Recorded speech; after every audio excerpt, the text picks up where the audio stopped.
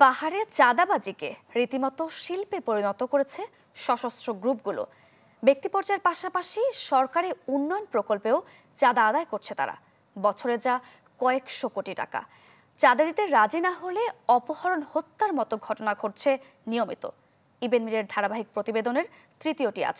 ছবি তুলেছেন হারুনুর রশিদ। ৪ জানুয়ারি বিকেল ৩টা। চট্টগ্রামের চন্দনাইশ উপজেলার ২০০০-এর ধোপাচুরি বাজারে একের পর এক সন্ত্রাসী হেঁটে যাচ্ছে অত্যাধুনিক অস্ত্র হাতে, যাদের জেএসএস সদস্য বলে চেনে স্থানীয়রা। তাদের এই দল বেঁধে আসার কারণ চাঁদাবাজি। চাঁদা না পেয়ে তারা ২০০০ থেকে ধোপাছড়ি পর্যন্ত ৭ কিলোমিটার সড়কের নির্মাণ কাজ বন্ধ করে দেয় অস্ত্রের মুখে। এছাড়া যন্ত্রপাতি পুড়িয়ে দেওয়ারও হুমকি দেয়। এলাকাটি চট্টগ্রাম জেলার মধ্যে হলেও সশস্ত্র গ্রুপটির অবস্থান বান্দরবানে। পাহাড়ি জেলাটির সীমান্তবর্তী হওয়ায় এখানে তারা সহজে আসা যাওয়া করে।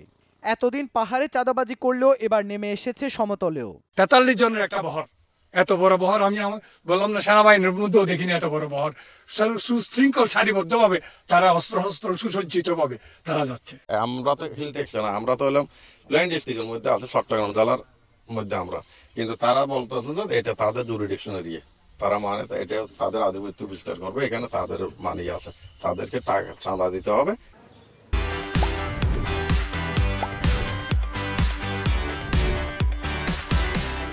শুধু এখানেই শেষ নয়, তাদের চাঁদাবাজি রীতিমতো শিল্পে পরিণত হয়েছে বলে জানায় আইনশৃঙ্খলা বাহিনীও। বাজার, ব্যবসা প্রতিষ্ঠান থেকে শুরু করে সামান্য একজন কলা বিক্রেতাও চাঁদা দিতে হয় পাহাড়ি সন্ত্রাসীদের। কিছুদিন আগেও দুজন লোক, একটা নরসন, একজন দালওয়া, তাকে জপন নিয়ে ৭ লক্ষ টাকা নিছে। মহালার মুখ, এই বালুচরিত্রে, তারপর ত্রিপুরাপাড়ায় হাজার হাজার কোটি টাকার সম্পদ পারে রিজার্ভের সম্পদ নষ্ট করতেছে। সবসময় এলাকা থেকে মোটরসাইকেল, বাইক, এই রোডঘাট, সাদাবাস, ওই কিডন্যাপ এরকম করতেছে আর কি। চাঁদা না দেয়ায় খাগড়াছড়ি সহ বিভিন্ন এলাকায় হামলা হয় মোবাইল টাওয়ারে। ফলে অনেক এলাকায় ব্যাহত হয় মোবাইল নেটওয়ার্ক। স্থানীয় বিভিন্ন সংস্থার তথ্য বলছে, শুধুমাত্র রাঙামাটিতে জেএসএস বছরে চাঁদা আদায় করে প্রায় ১২০ কোটি টাকা। একই অবস্থা ইউপিডিএফ সহ অন্য সংগঠনেরও। চাঁদাবাজির ঘটনাটাই এখন আমাদের জন্য মূল সমস্যা। তো এটা আমরা আসলে কন্ট্রোল করার চেষ্টা করছি।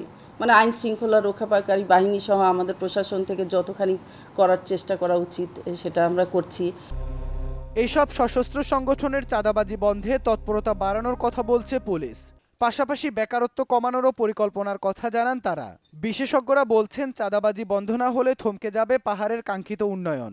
পুলিশ প্রশাসন আছে, এখানে সেনাবাহিনী আছে, এখানে জেলা প্রশাসন আছে, পাহাড়ি এবং বাঙালি যারা সচেতন তারাও কিন্তু মানে সবাই এটার বিরুদ্ধে। তা আমার মনে হয় যে এই জায়গায় যদি আমরা সবাইকে ঐক্যবদ্ধ করতে পারি, সমাজে এবং রাষ্ট্রের খুব যে একটা করতে পারবে না।